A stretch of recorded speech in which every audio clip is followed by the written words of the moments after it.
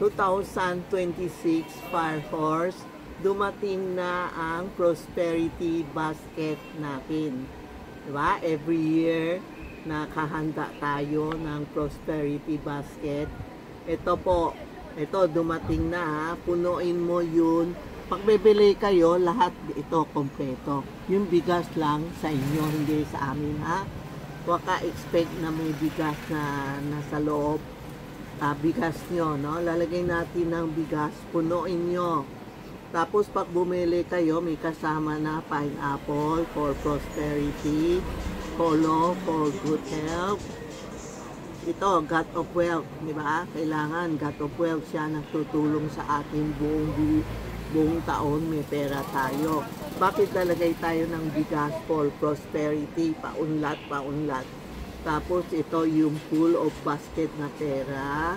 Ito yung pera ng Chinese, gold coin.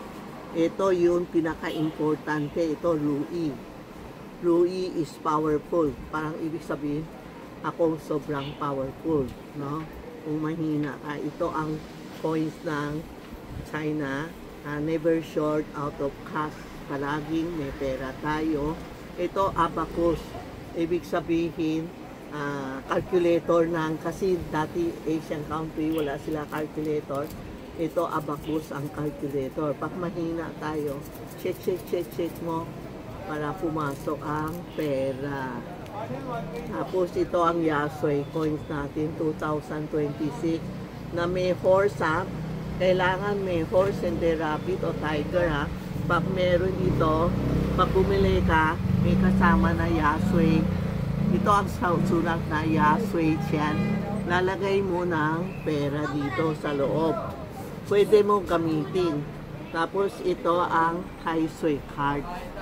Ayan, buong set yan. Pag bumili ka, kompleto yan, no? Tapos, kung meron tayong,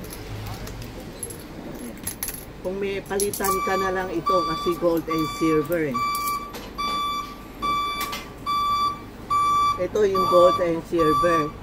Ilagay mo dito para marami tayo pera, no? Mas maganda gold and silver. Yan po. Bahala ka na, huwag ka na magbilang kung baka, no? Tapos may pera, hanap mo yung mga color ko natin pera, di ba? Tapos i-roll mo. Roll natin. Damihan mo ha, kasi sample lang ito, apat ng kulay ng pera ng Pilipino, ng Philippines. Isaksak mo lang. Kung nasa abroad kayo, dollar pwede, pero kasi dollar pag natuti, dadalhin nyo dito, walang papalit sa atin eh. Kunin mo lumang dollar. Yan. Kung saan mayroon puta, ilagay nyo. Yan. Diba? Apat na color tayo. Yan, saksak mo. Damihan mo. Tapos, sa December 31, yan, may episode na naman ako, tuturuan kayo paano mag-alay ng itong prosperity basket, no?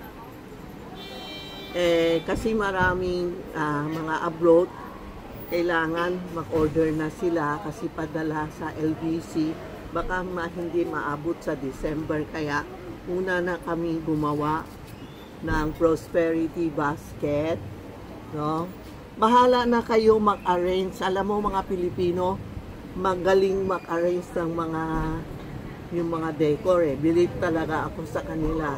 Iba, customer na picture, pinakita niya yung gawa nila, perfect talaga. Kaya wag mo gaya ako, hindi ako perfect. Matanda na ako. Kaya bahala na kayo mag-decor. Ito ang tinatawag natin prosperity basket. Mag-order na kayo, aware na kayo para December 31 magamit na natin. Ito ang pinakamagandang prosperity basket. Tapos may takip siya. Huwag mo itakip. Iba kasi nagtuturo 3 araw lang tatakip, hindi. Alisin mo yung takip. Pag after nag-alay na tayo, diba, Chinese New Year, December 31, kukunin, mag-alay tayo, mga 2 or 3 days sa mesa, kukunin mo na iloloto mo yung bigas. Hindi tatago ha, yung bigas lulutuin mo. Halimbawa, kunin mo yung bigas, himay-himay araw-araw, dakdak loto o kaya bigay mo sa mga kamag-anak mo, yung mahirap, kunin mo plastic, tapos lalagay mo bigas, bigay mo sila, magloto sila ng, para ito ang Swiss rice natin, yan po. Tapos itago nyo o lagay mo sa living room, Chinese New Year, February 16, gagawa tayo uli, no? Maraming yun walang trabaho o mahirap ang negosyo. Yan. Kinukuha din, nakaalay. Kung may Santiago, ha, pwede mo isama din Santiago dito. No? Sabay sa wishing. Marami pa episode, tuturuan ko kayo paano tayo gagamit itong prosperity basket. Una lang, na-picture tayo para alam nyo yung maka-upload yung probinsya, sino, kasi marami nagtatanong. Yan, umpisa, meron na tayo itong prosperity basket.